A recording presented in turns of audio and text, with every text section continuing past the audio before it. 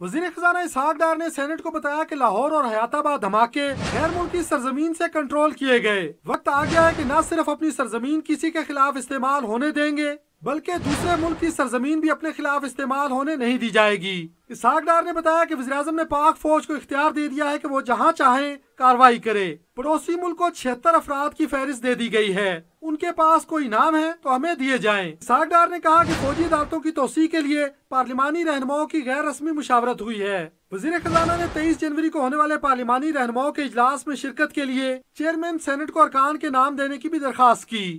اس سے قبل chairman senate رضا ربانی اور ارکان نے مشاورتی عمل میں سینٹ کو نظر انداز کیے جانے پر احتجاج کیا۔ چیئرمین سینٹ نے کہا کہ فوجی عدالتوں کی توسیع کے معاملے پر سینٹ کو اندھیرے میں رکھا گیا ہے۔ ارکان سینٹ کا کہنا تھا کہ اہم مشاورتی عمل میں سینٹ کو نظر انداز کیا جانا نامناسب ہے۔ شیریں رحمان بولی کہ جب 100 دہشت گردوں کو مار دیا گیا ہے تو پھر فوجی عدالتوں کی کیا ضرورت ہے۔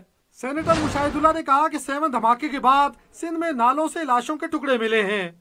چیئرمین سینٹ نے حکومت کی جانب سے ریگولیٹری اتھارٹیز کو وزارتوں کے ماتحت کیے جانے کو آئین کی خلاف ورزی قرار دے دیا۔ محمد بلال، ڈان نیوز، اسلام آباد۔